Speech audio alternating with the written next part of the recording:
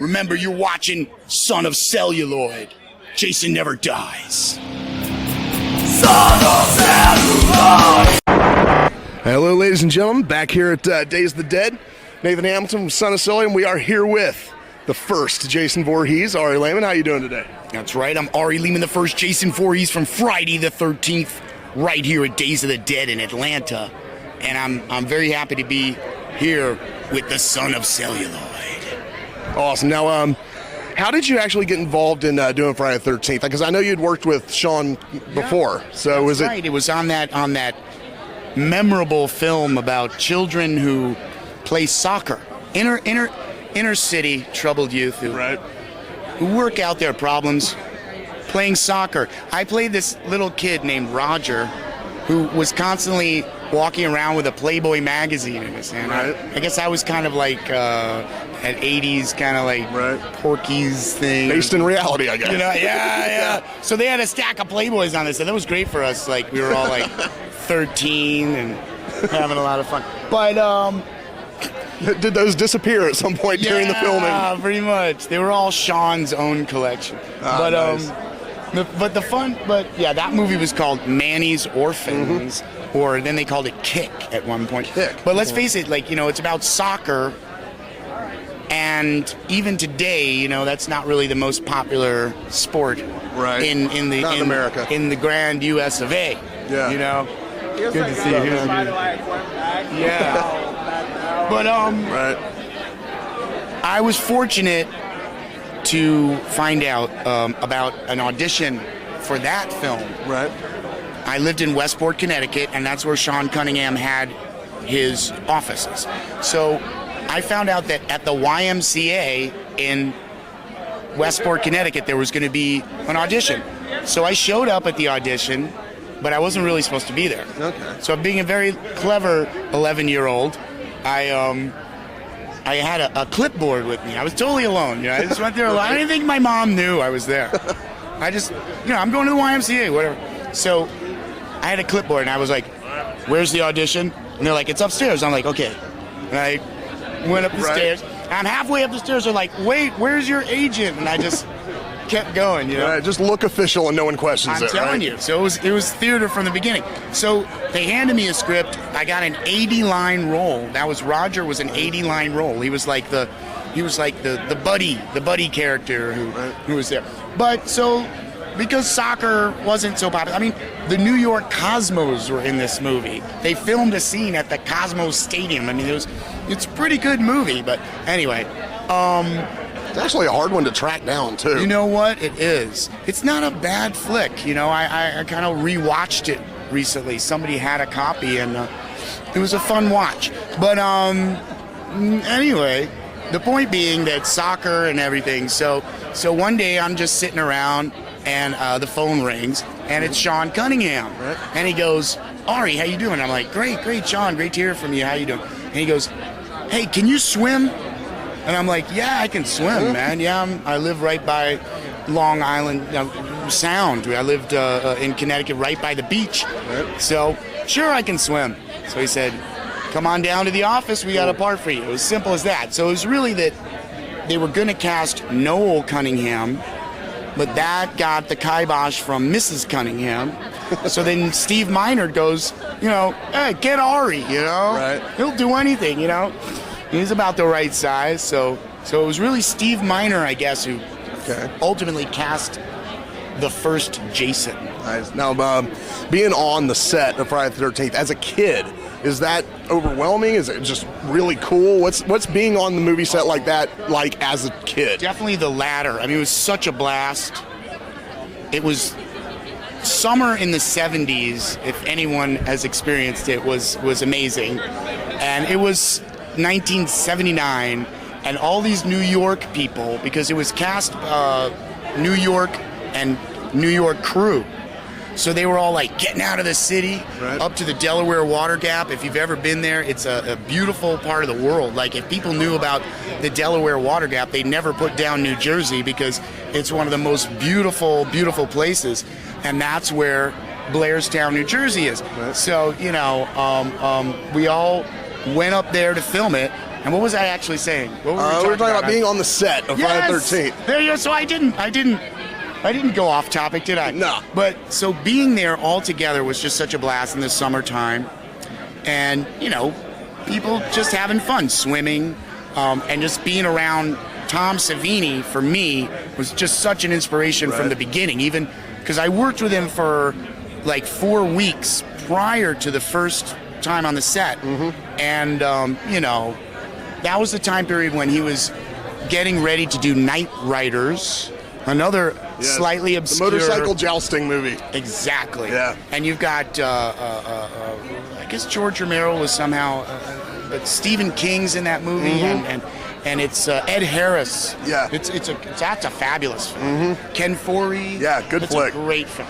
But so they were just like literally sword fighting all the time, and Tom would just come out. He'd be like, our God, defend yourself. You'd be like, what?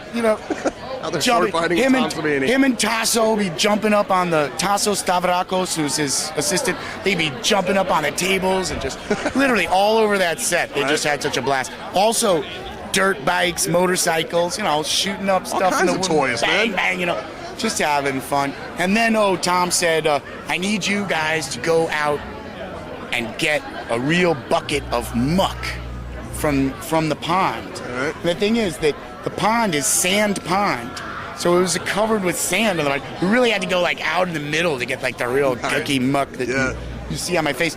And that's real pond scum there. That's right. This is not CGI, people. Nice. This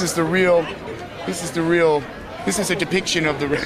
Now that scare you just held that up. It is almost impossible to get me with a jump scare. That one still gets me every now and then when I watch it. Why does that scene work so damn well? Because they're using every trick in the book to kind of fool you, in the sense that whenever we see the light on the water, it's the first image you see at the end of the scene. Right. Interestingly, it's almost like a scene from another movie entirely. The music, this lush strings, Harry Manfredini, the maestro, beautiful, beautiful strings.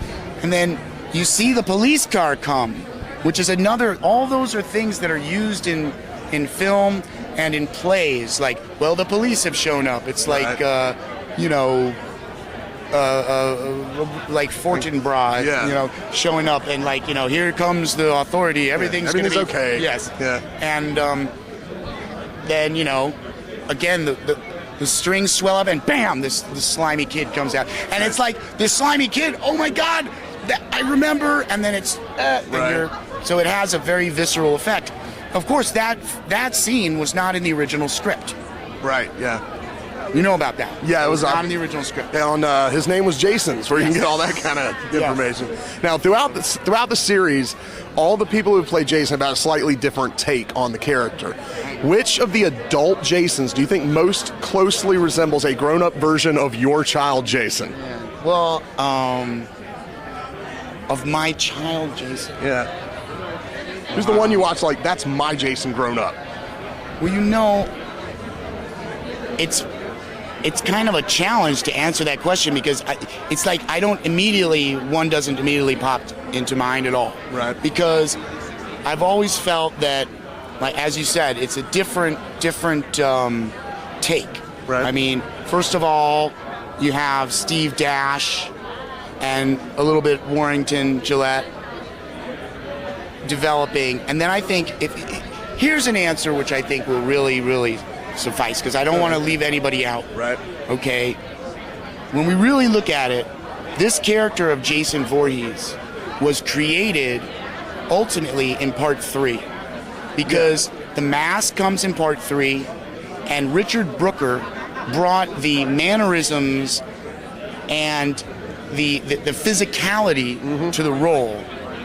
Sir Richard has to be given a lot of credit, because if we really want to look, who was first in establishing the mannerisms, the character, the flavor, the attitude of the role, it's got to be Sir Richard, because there he was. He was the first one. And remember, Richard Brooker, he was an acrobat. He was a famous acrobat. Really? World famous acrobat. Did not know that. He also has an Academy Award for helping develop film technology too. He's a remarkable person. He also plays polo, but on Jack of all trades there. On horses even. Wow. But no, Sir Richard is amazing, and I love him a lot. And so, but truth be known, that's where the character was established. Now, the next one, Ted White. I mean, what can you say? Right. You know, Ted White. I mean, he was John Wayne's stunt double. He is Hollywood. He was like Hollywood. It was almost like it grew up. You know, Jason grew up right. in the more established kind of Hollywood way, and that film, you know, I think hit a home run for right. sure. Part 4, the final chapter. Okay, and then you know we have the Roy Dick Weand, you know, in Part 5. Now, Part 6, I love the way CJ does Jason. Yeah. I think CJ Graham, like, is amazing. You know, he's a fantastic Jason. Part 6 is actually my favorite of the franchise. So. Oh, there you go. Yeah. That's interesting. Yeah, I liked. Well, one thing that I do feel is connected to Little Jason is that the lake imagery that they use in Part 6, where he's basically like, you know, he's underwater. Right. And I know that CJ had to undergo a lot of, it was a strenuous thing because he had to actually be given air by a scuba tank. Yeah. And so he was underwater, and it's like, you know, you're totally trusting this person next to you that they're going to give you air to breathe. Right. So, and it shows you, but you know, if you know CJ, he's the kind of person, he's a very, he's a big guy who just a magnet for women, and but he's a very kind, thoughtful, sweet. He's got a great sense of humor, and he's, as a matter of fact, he runs the big casino called Thunder Valley in Sacramento now. Cool. So, you know, he's amazing. But that brings us to Kane Hodder. Yeah. And, you know, what happened with Kane Hodder was he looked at all the preceding Jasons, and he looked at all that had gone on before, and him and John Buechler worked together and really, I think, did a great homage, you know? Right. And again, a very iconic moment that you just got to say is when Jason is standing there in Times Square and doing this breathing and that thing. That's pure Kane Hodder. So that's a fantastic moment, right. you know? And then, okay, I really enjoy, Ken Kersinger, the gentle giant, man. He's an amazing person. That dude's huge. He's amazing giant of a man, and just, you know, he's probably the nicest of all the Jasons because he's from Canada, and you know they're amazingly nice people. Yeah, you know what that's about. Yeah, you know what I'm saying. But he's great, and he was actually a stunt coordinator on one of the earlier films, and so I think that's fantastic. And he brought a little martial arts element in there, which I feel that Derek Mears even built upon, because I think that the brutality that Derek plays the character is he really updated it and brought it into a modern frame of reference. So to me, you know, there it is. I really do have to say that when you ask me the question, because I can't leave anybody out, because I love all those guys. Now, more recently, you were involved in a film called Death Woods. Am I correct? I don't know. Your name is attached to it. Are they? I don't know. Have I broken the news to you?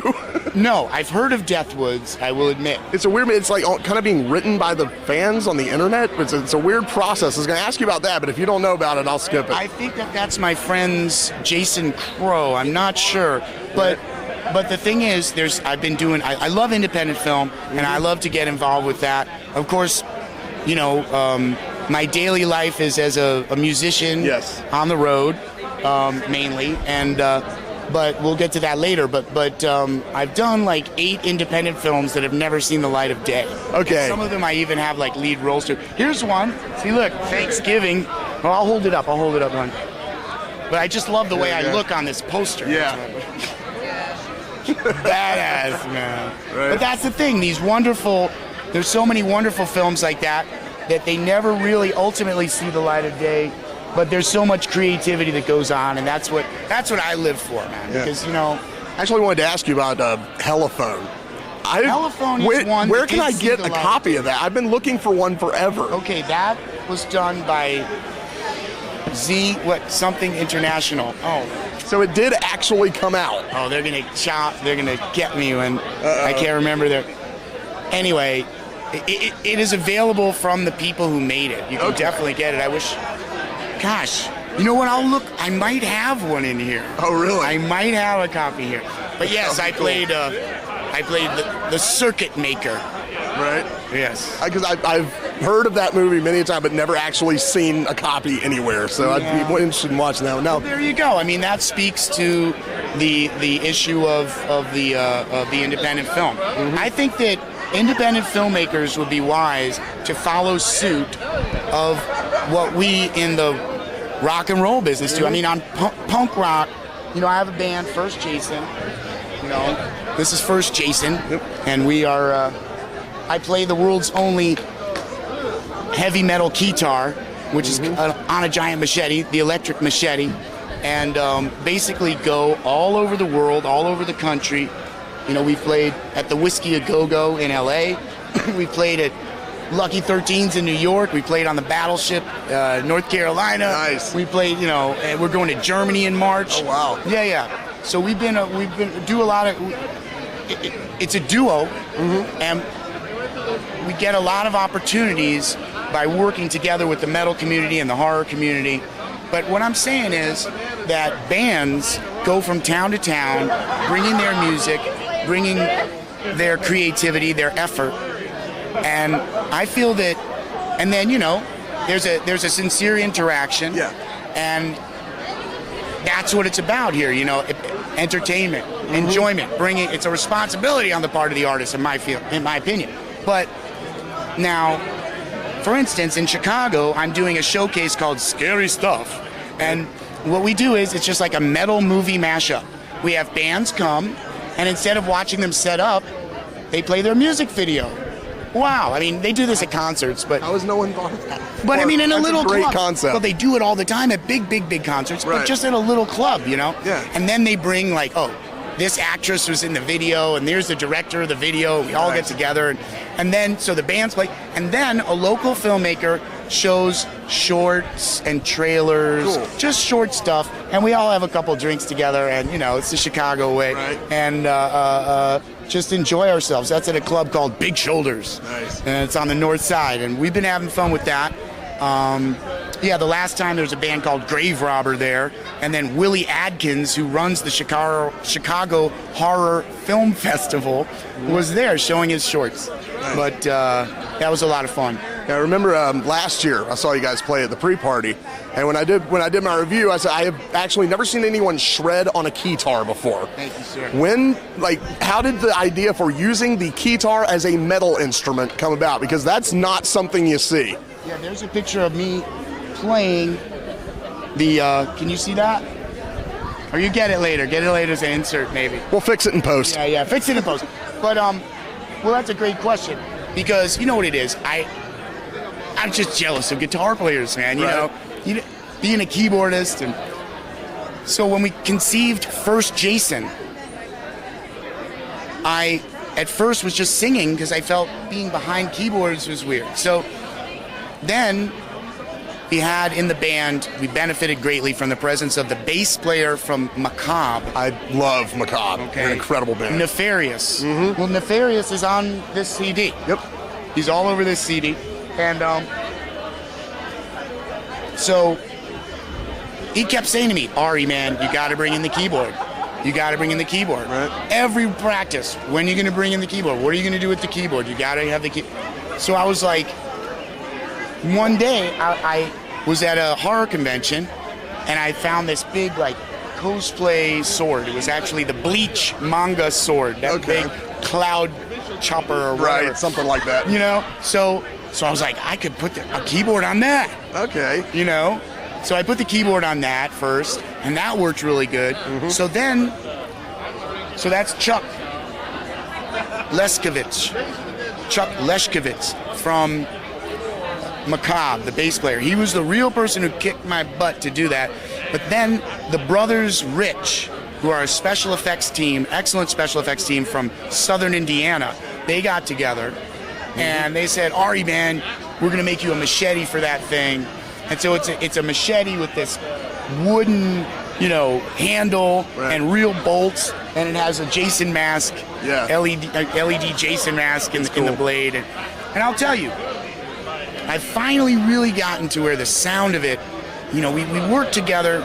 I work at this recording studio. We're doing a new album. It's called Heed My Warning, but that's Sonic Palace in Chicago. And they said, hey, you know what? We're gonna work on that sound and get it even better. Right. So I've got like a Galleon Kruger, which should be a Galleon Voorhees, I think. Yeah, there you go. And a big, Ampeg and wah-wah pedal, and just like a guitarist does it. Yeah. But the thing is, I can play bass and key, bass and treble and do rhythm and solo. So I can really accomplish a lot with it. Right. And it's just so much fun, man. And really nowadays I practice hours on that, and it's been a long time since I practiced on piano, right. Unfortunately. Cool. Well, I'd like to thank you for talking to us, Ari. And check out First Jason. There'll be you got a website you want to tell them where they can find everything out at? That's right. Come visit us at firstjason.com, and on Facebook it's First Jason Official. And remember, you're watching Son of Celluloid. Jason never dies.